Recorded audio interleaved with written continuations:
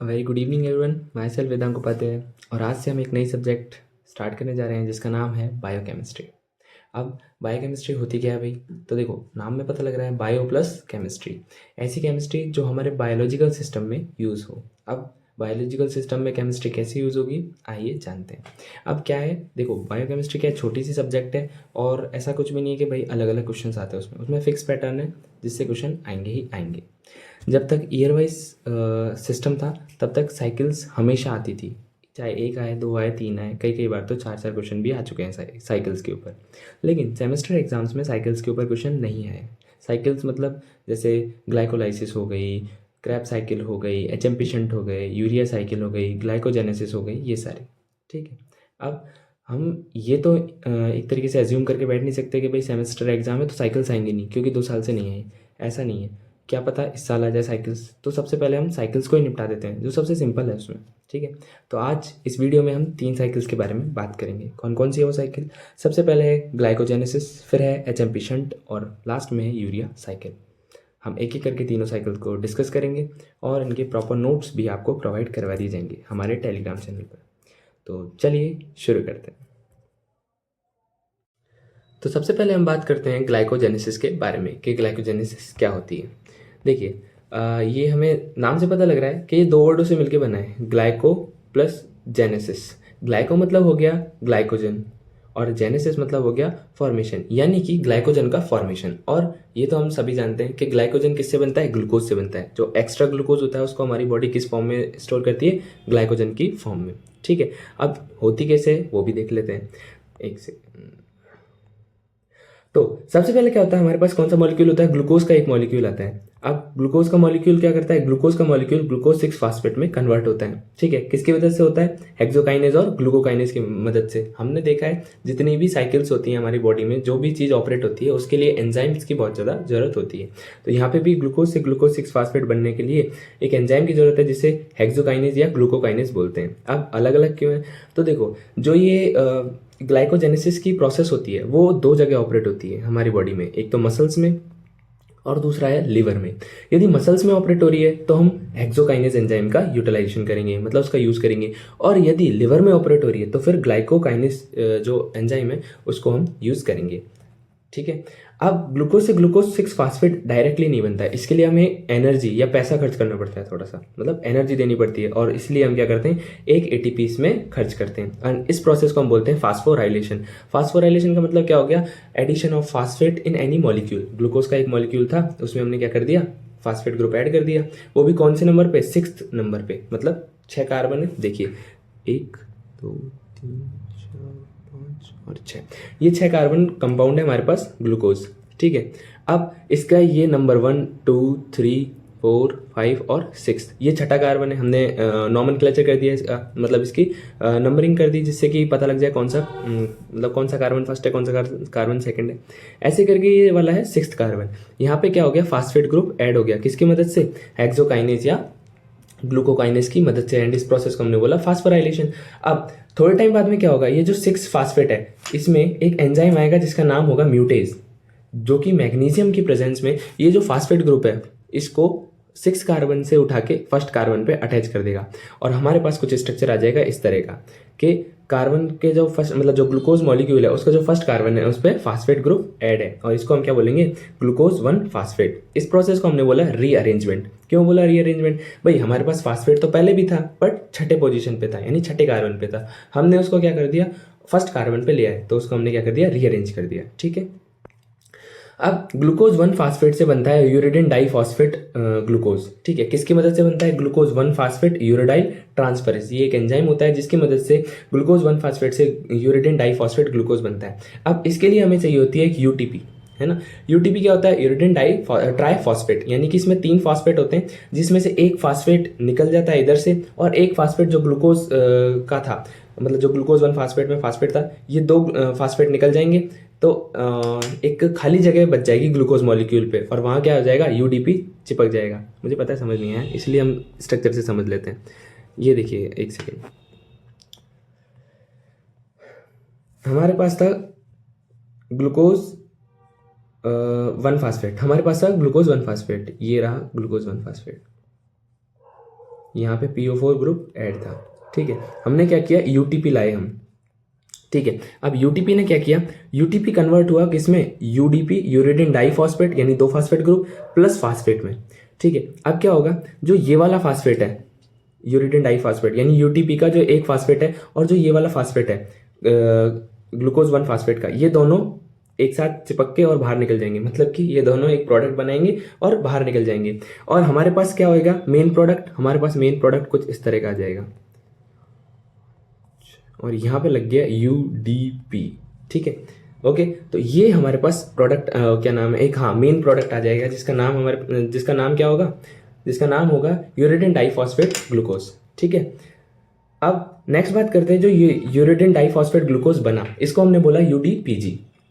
अब इसमें एक एंजाइम आता है सिंथेटेज, वो क्या करता है, वो ग्लाइकोजन में कन्वर्ट कर देता है, बट डायरेक्टली केवल और केवल अकेला सिंथेटेज एंजाइम ग्लाइकोजन में कन्वर्ट नहीं कर सकता। उसके लिए क्या चाहिए, हमें ग्लाइकोजन प्राइमर चाहिए। अब ग्लाइकोजन प्राइमर क्या है भाई, देखो आपने देखा होगा, जैसे हम कभी दही जमाते हैं तो उसके लिए क्या होता है, हमारे पास एक बीकर होता है, उसमें दूध होता है, उसमें हम थोड़ा सा पहले का जो दही है उसको डाल देते हैं, जिसको हम जामन बोलते हैं या फिर इनोकुलम बोलते हैं, ठीक है। तो वो जो छोटा सा इनोकुलम है ना, वो क्या करता है, दही जमाने की प्रोसेस को एनहांस कर देता है। ऐसे ही यूरिडिन डाइफॉस्फेट से ग्लाइकोजन का मॉलिक्यूल जो बनना है वो सिंथेटेज बना तो देगा, बट अकेला नहीं बना पाएगा, उसको जरूरत है ग्लाइकोजन प्राइमर, यानी कि पहले से प्रिपेयर थोड़ा सा ग्लाइकोजन, मतलब जो पहले से प्रिपेयर्ड है ना, प्री प्रिपेयर्ड ग्लाइकोजन, उसकी जरूरत पड़ती है। अब भाई क्यों जरूरत पड़ती है, क्योंकि सिंथेटेज जो एंजाइम है ये क्या करता क्या है, ये अल्फा-1,4 ग्लाइकोसाइडिक लिंकेज बनाते हैं। जैसा कि आप सभी जानते हैं ग्लाइकोजन में 2 टाइप के लिंकेज प्रेजेंट होते हैं, अल्फा-1,4 ग्लाइकोसाइडिक लिंकेज जो कि लीनियर चेन बनाता है, और एक होता है अल्फा-1,6 ग्लाइकोसाइडिक लिंकेज जो कि ब्रांचिंग चेन बनाता है, ठीक है। ब्रांच मॉलिक्यूल ग्लाइकोजन सभी जानते हैं, है ना। तो जो ये अल्फा-1,4 ग्लाइकोसाइडिक लिंकेज है, यानी ये जो बॉन्ड है, इसको बनाने का काम करता है सिंथेटेज, ओके। ये बना तो देगा, बट किसकी प्रेजेंस में, ग्लाइकोजन प्राइमर की प्रेजेंस में। अब ग्लाइकोजन प्राइमर क्या करता है, जो हमारे पास ये कार्बन थे, मान लो यहाँ पे ये फर्स्ट कार्बन है और ये 6th कार्बन है ग्लाइकोजन मतलब ग्लूकोज का, ठीक है। यहाँ पे क्या लगा था, हमारे पास UDP लगा हुआ था, तो ये क्या करेगा, इस UDP को हटा देगा, और जो दूसरा मॉलिक्यूल है ये देखिए ग्लाइकोजन प्राइमर आएगा, यहाँ से UDP हटाएगा, यहाँ से UDP हटाएगा, और क्या करेगा, उसके बाद सिंथेटेज को कहेगा भाई अल्फा-1,4 ग्लाइकोसाइडिक बॉन्ड बनाओ, तो ये बना देगा अल्फा-1,4 ग्लाइकोसाइडिक बॉन्ड, यानी क्या हुआ, एक लीनियर चेन बन गई। और इस तरह से भी ना देखा जाए तो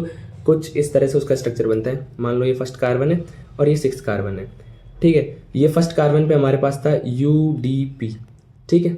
दूसरा हमारे पास है ये रहा कार्बन और ये रहा कार्बन, ये कौन सा है, ये फर्स्ट कार्बन है, यहाँ पे क्या था UDP, और यहाँ पे क्या था, यहाँ ये 6th कार्बन है। अब क्या हुआ, जब ग्लाइकोजन प्राइमर आएगा वो क्या करेगा, UDP को और UDP को बाइंड करेगा और दूर निकाल देगा, जिससे कि क्या होगा, कुछ इस तरह की लीनियर चेन बन जाएगी। ये देखिए, ये फर्स्ट कार्बन, ये फर्स्ट कार्बन, ये 6th कार्बन, ये 6th कार्बन, ऐसे लीनियर चेन बनती जाएगी। और इस बॉन्ड को हम क्या बोलेंगे, इस बॉन्ड को हम बोलेंगे अल्फा-1,4 ग्लाइकोसाइडिक लिंकेज, ठीक है। होप सो ये समझ आया होगा। अब ऐसा तो हम सभी जानते हैं कि जो ग्लाइकोजन एक ब्रांच मॉलिक्यूल है या ब्रांच स्ट्रक्चर है, तो इसमें ब्रांचिंग भी प्रेजेंट होनी चाहिए, यानी हमने लीनियर फॉर्म तो बना ली, किसकी मदद से, सिंथेटेज की मदद से। लेकिन ब्रांचिंग फॉर्म कैसे बनाएंगे, उसके लिए हमें चाहिए होता है एक एंजाइम जिसका नाम होता है ब्रांच एंजाइम, और उसका रियल नेम देखा जाए तो उसका वो नेम होता है ग्लाइकोसाइल अल्फा-4,6 ट्रांसफरेज।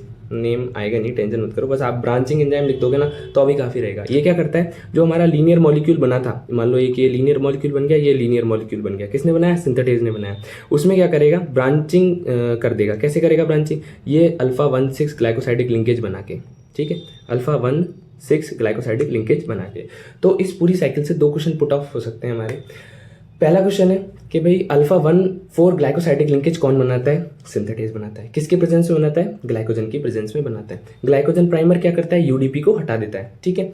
अब ब्रांच एंजाइम क्या करता है, ब्रांच एंजाइम अल्फा-1,6 ग्लाइकोसाइडिक लिंकेज बनाता है, ठीक है, और हमारे पास क्या तैयार हो जाता है, ग्लाइकोजन मॉलिक्यूल बन जाता है। इस तरह से ग्लाइकोजन का फॉर्मेशन होता है। कहाँ कहाँ ऑपरेट होती है साइकिल, मैंने आपको बता दिया था, मसल्स और लिवर में ऑपरेट होती है। यदि मसल्स में ऑपरेट होती है तो फर्स्ट एंजाइम कौन सा होगा, हेक्सोकाइनेस, और यदि लिवर में ऑपरेट हो रही है तो फर्स्ट एंजाइम कौन सा होगा, ग्लूकोकाइनेस, ठीक है। अब इसके बारे में थोड़ा और कुछ जान लेते हैं भाई, लिखना क्या है हमें, ऐसा थोड़ी हम साइकिल बना के जाएंगे। Glycogenesis means formation of glycogen from glucose, यानी ग्लूकोज से ग्लाइकोजन का बनना ही ग्लाइकोजेनेसिस कहलाता है, ठीक है। कहाँ कहाँ होती है भाई, लिवर में और मसल सेल्स में। अब देखो सेल है, मसल सेल में हो रही है और लिवर की सेल में हो रही है, लेकिन सेल के अंदर भी कहाँ हो रही है, माइटोकॉन्ड्रिया में हो रही है, साइटोप्लाज्म में हो रही है, कहाँ हो रही है, तो मसल सेल्स और लिवर सेल्स के भी साइटोप्लाज्म में या साइटोसोल में ये होती है, ऑपरेट होती है। ठीक है, अब ग्लाइकोजेनेसिस है, उसमें 5 स्टेप है। ठीक है, सबसे पहले फास्फोराइलेशन जिसमें एटीपी का यूटिलाइजेशन होता है, रीअरेंजमेंट जिसमें हमने मैग्नीशियम कोफैक्टर का यूज किया था, डीफास्फोराइलेशन, ठीक है, फिर कंडेंसेशन, कंडेंसेशन में हमने क्या किया था, ग्लाइकोजन प्राइमर का यूज किया था जो कि यूडीपी को हटा के और 2 ग्लूकोज के मॉलिक्यूल को एक साथ चिपका रहा था, किसके थ्रू, अल्फा 1,4 ग्लाइकोसाइडिक लिंकेज के थ्रू, और फिर ब्रांचिंग एंजाइम का यूज करके हम उसकी ब्रांचिंग कर देते हैं। ठीक है, अब बात आती है कि भाई कितनी एटीपी बनती है, तो उसमें कोई भी एटीपी नहीं बनती, no ATP form. In fact ATP is utilise in first step, that is phosphorylation. Okay, अब एलोबरेट करें हम एक एक प्रोसेस को, यानी कि एक एक जो स्टेप उसको एलोबरेट करें, तो टोटल 5 स्टेप थे हमारे पास। पहला था फास्फोराइलेशन, तो उसमें हम ये लिख देंगे कि भाई ग्लूकोज से ग्लूकोज 6 फास्फेट बना। हेक्सोकाइनेस की मदद प्रेजेंस में ये कहाँ हो रही है, मसल्स में ऑपरेट हो रही है। यदि लिवर में ऑपरेट हो रही होती तो ग्लूकोकाइनेस हम इधर लिखते हैं। ठीक है, एटीपी का एक यूटिलाइजेशन भी हो रहा है। दूसरी प्रोसेस है रीअरेंजमेंट, इसमें हम ग्लूकोज 6 फास्फेट से ग्लूकोज 1 फास्फेट बना रहे हैं, किस कोफैक्टर की प्रेजेंस में, मैग्नीशियम की प्रेजेंस में, और कौन सा एंजाइम है, म्यूटेज एंजाइम है।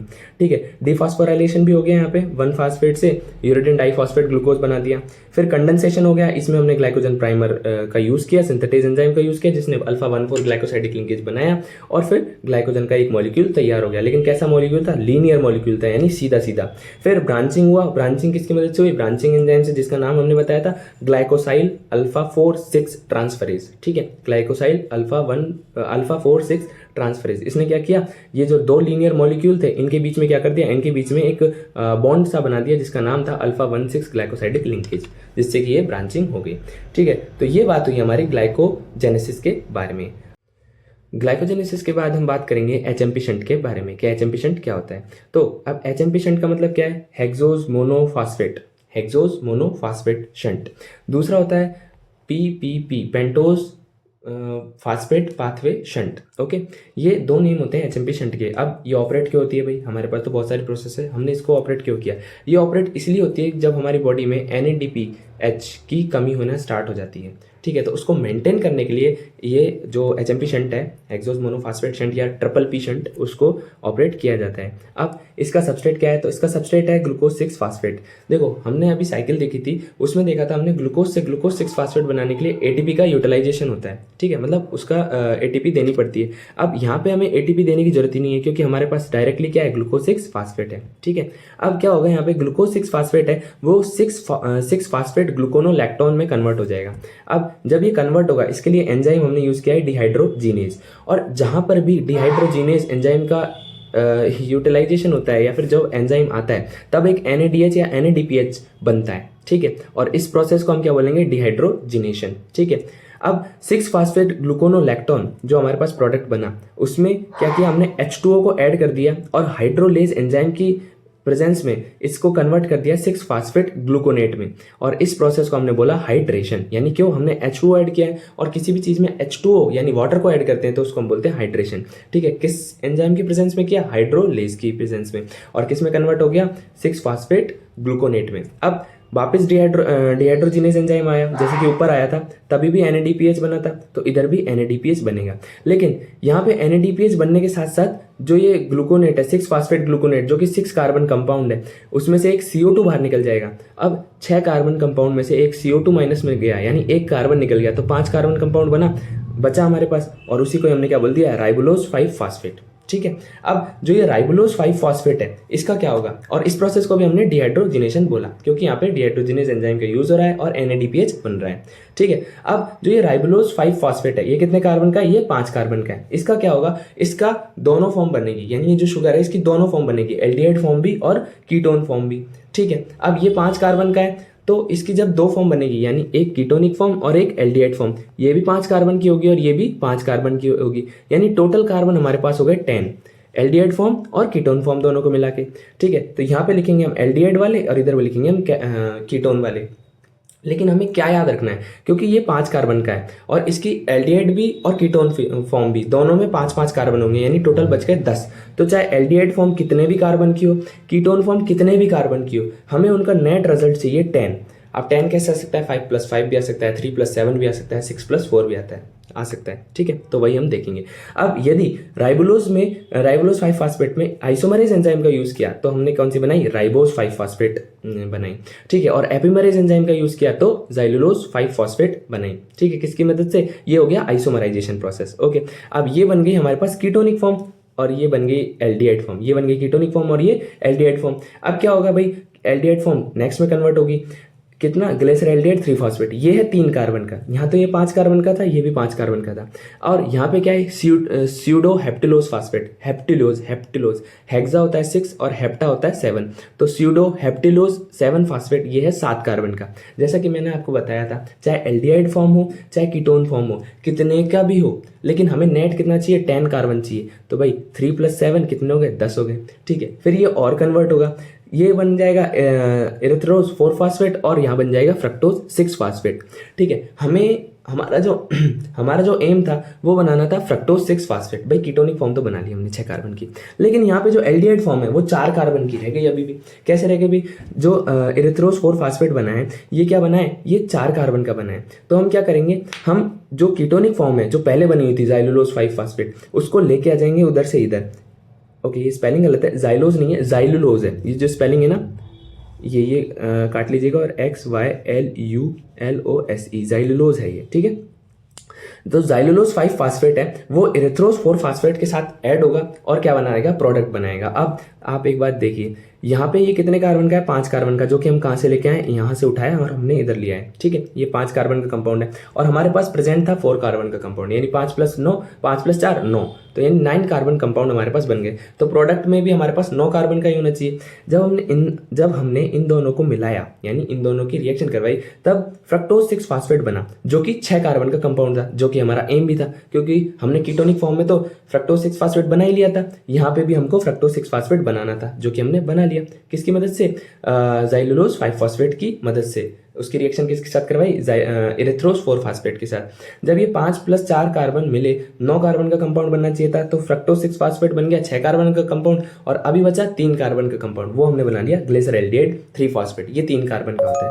अब इससे क्या होगा, इससे होगा जो फ्रक्टोज 6 फास्फेट है, यहाँ वाला और यहाँ वाला, ये दोनों कन्वर्ट हो जाएंगे किसके अंदर, ग्लूकोज 6 फास्फेट। बिल्कुल सही, यही तो वो प्रोडक्ट, यही तो जो सबस्ट्रेट था इसी का, मतलब कि एचएमपी शंट का जो सबस्ट्रेट था वो ग्लूकोज 6 फास्फेट था। हमने क्या किया, ग्लूकोज 6 फास्फेट से साइकिल को स्टार्ट की, और जो फाइनल प्रोडक्ट है वो भी ग्लूकोज 6 फास्फेट ही बना दिया। कैसे बना दिया, फ्रक्टोज 6 फास्फेट बन गया था कीटोन फॉर्म में, एल्डिहाइड फॉर्म में नहीं बना था। हमने क्या किया, जाइलुलोज 5 फास्फेट लेके आए, दोनों की रिएक्शन करवाई, फ्रक्टोज 6 फास्फेट बनाया प्लस ग्लिसरॉल्डिहाइड 3 फास्फेट बनाया, जिसकी मदद से क्या बन गया, हमारे पास फ्रक्टोज 6 फास्फेट बन गया। उसको हमने क्या कर दिया, ग्लूकोज 6 फास्फेट में कन्वर्ट कर दिया, ठीक है। अब ये समझ में ना आए तो एक बुकिश लैंग्वेज का भी समझा देते हैं आपको। इनिशियल प्रोडक्ट था ग्लूकोज 6 फास्फेट, वो किस में कन्वर्ट हुआ, 6 फास्फोग्लूकोनेट ग्लूकोनोलैक्टोन सॉरी, फिर 6 फास्फेट ग्लूकोनेट में कन्वर्ट हुआ, फिर राइबोज 5 फास्फेट में कन्वर्ट हुआ। यहाँ पे डिहाइड्रोजिनेज एंजाइम का यूज हुआ, यहाँ पे भी डिहाइड्रोजिनेज एंजाइम का यूज हुआ, ठीक है। यहाँ पे कौन सा हुआ, हाइड्रोलेज, जिस क्योंकि वाटर को हम ऐड कर रहे थे इसलिए। अब जो ये राइबोलोज फास्फेट है, यानी ये 5 कार्बन का कंपाउंड है, ये इसकी आइसोमेरिक फॉर्म में कन्वर्ट हुआ, जैसे कि ये रहा जाइलुलोज 5 फास्फेट और ये रहा राइबोज 5 फास्फेट। ये वाली कौन सी है, ये वाली है एल्डिहाइड फॉर्म, ये वाली है कीटोनिक फॉर्म। वहां पे मैंने इधर की तरफ एल्डिहाइड लिखा था और इधर कीटोन, इन्होंने उल्टा कर दिया, इधर की साइड लिख दिया कीटोन और इधर की साइड लिख दिया एल्डिहाइड, ठीक है। ये कन्वर्ट हुए स्यूडो हेप्टिलोज 7 फास्फेट, जो कि 7 कार्बन का है, और ये कन्वर्ट हुआ ग्लिसरॉल्डिहाइड 3 फास्फेट में, ठीक है। फिर एरिथ्रोज 4 फास्फेट और फ्रक्टोज 6 फास्फेट, मैंने बोला था फ्रक्टोज 6 फास्फेट हमें बनवाना है, तो ये बन गया। तो इसने ये जो मतलब बुक वाले वो इसको ले गए इधर से इधर और इधर बिठा दिया। उन्होंने कहा चलो इसका तो काम हो गया, अब एरिथ्रोज बचा भाई, इसको कैसे कन्वर्ट करेंगे। तो हमने कहा ठीक है यार कोई दिक्कत नहीं, इसको भी कन्वर्ट कर देंगे। तो एरिथ्रोज को लेके आए इधर, और जो जाइलुलोज 5 फास्फेट है इसको लेके आए इधर, और उससे क्या करना है, उससे क्या कराई, रिएक्शन करवाई। तो 2 चीजें बनी, ग्लिसरॉल्डिहाइड 3 फास्फेट और फ्रक्टोज 6 फास्फेट, ठीक है। अब जो ये फ्रक्टोज 6 फास्फेट है और ये वाला जो फ्रक्टोज 6 फास्फेट है, ये दोनों से हमने क्या बना लिया, इन दोनों को हमने ग्लूकोज 6 फास्फेट में कन्वर्ट कर लिया। मतलब कि इसमें एक लाइन लिखी जाती है कि the substrate and the final product, या फिर initial product and the final product of HMP shunt is same, that is glucose 6 phosphate, ठीक है। होप सो ये समझ आया होगा। आइए इसके बारे में और देख लेते हैं कि क्या लिखना है भाई।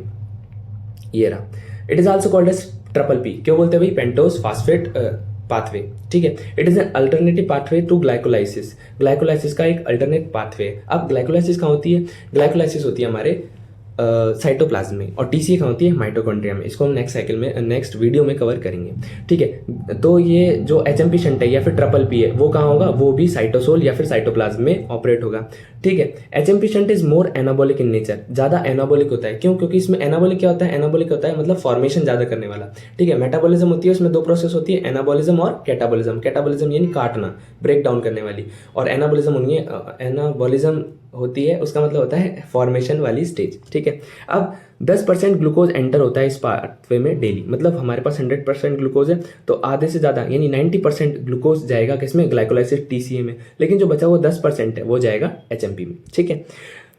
It conquered with biosynthesis of NADH and NADPH and pentose. Okay, ये कंसर्ड है, ये स्पेलिंग गलत है इधर, ठीक है।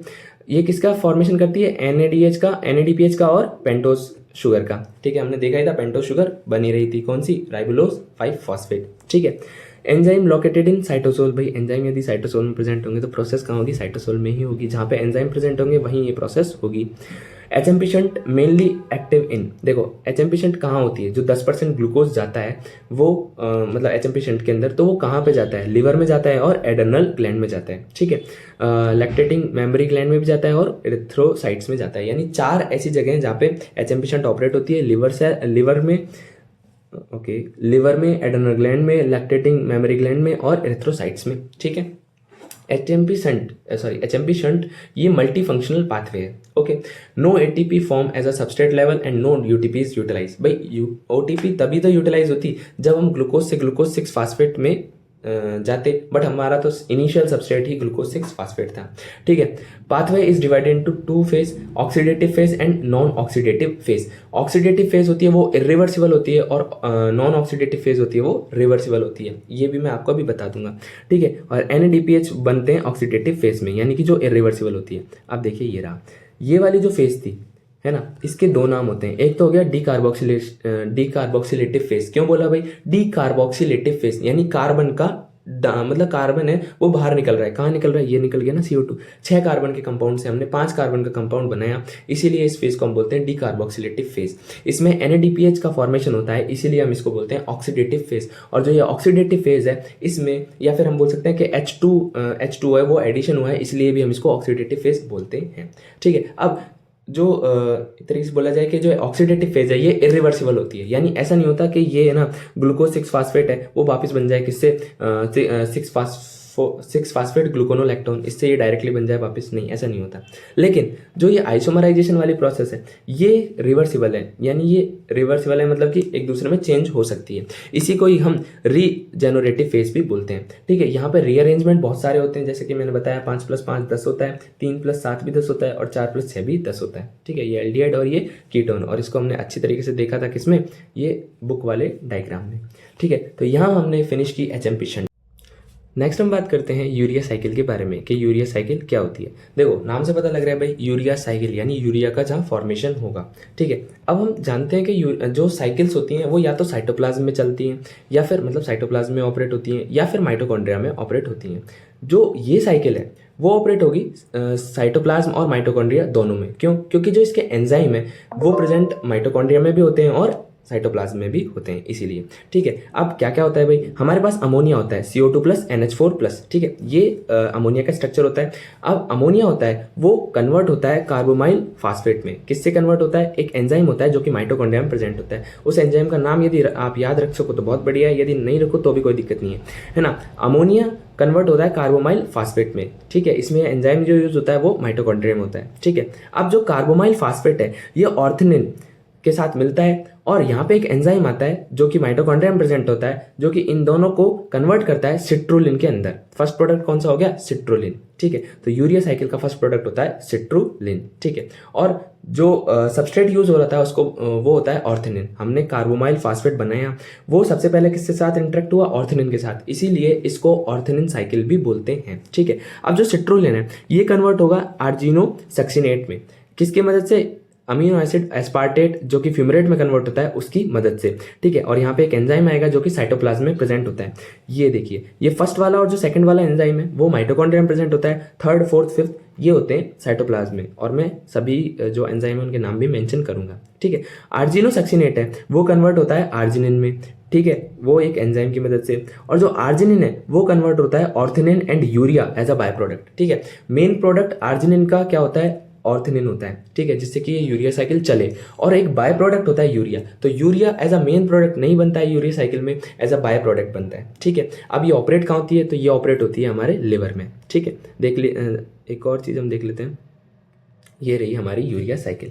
देखिए यूरिया साइकिल में क्या हुआ, ये हमारे पास आया अमोनिया, ये कन्वर्ट किस में हो गया, कार्बोमाइल फास्फेट में। किसकी मदद से, कार्बोमाइल फास्फेट सिंथेटेज एंजाइम की मदद से। ये कहाँ प्रेजेंट है, ये है माइटोकॉन्ड्रिया में प्रेजेंट, ठीक है। कार्बोमाइल फास्फेट है, ये ऑर्थनिन के साथ ऐड हुआ और ऑर्थनिन ट्रांस कार्बोमाइलेज इस एंजाइम की मदद से कन्वर्ट किस में हो गया, सिट्रोलिन में हो गया। ये भी माइटोकॉन्ड्रिया में प्रेजेंट होता है। अब जो सिट्रोलिन है ये क्या हुआ, ये आया साइटोप्लाज्म में, बना कहाँ था, माइटोकॉन्ड्रिया में बना था, लेकिन आया कहाँ, साइटोप्लाज्म में। और किससे कन्वर्ट हो गया, एस्पार्टेट की मदद से कन्वर्ट हो गया आर्जिनोसक्सिनेट के अंदर, ठीक है। आर्जिनोसक्सिनेट में ये कन्वर्ट हो गया। अब जो आर्जिनोसक्सिनेट है ये आर्जिनोसक्सिनेज एंजाइम की मदद से आर्जिनिन में कन्वर्ट हो गया, और जो आर्जिनिन है वो आर्जिनेज एंजाइम की मदद से ऑर्थनिन और यूरिया में कन्वर्ट हो गया। ऑर्थनिन एज अ मेन प्रोडक्ट बना और जो यूरिया है वो बाय प्रोडक्ट की फॉर्म में बना। ऑर्थनिन को हम यूरिया साइकिल में वापस रीयूज कर सकते हैं, कैसे, हम बना लेंगे कार्बोमाइल फास्फेट, ऑर्थनिन हमारे पास है ही पहले से, तो हम इससे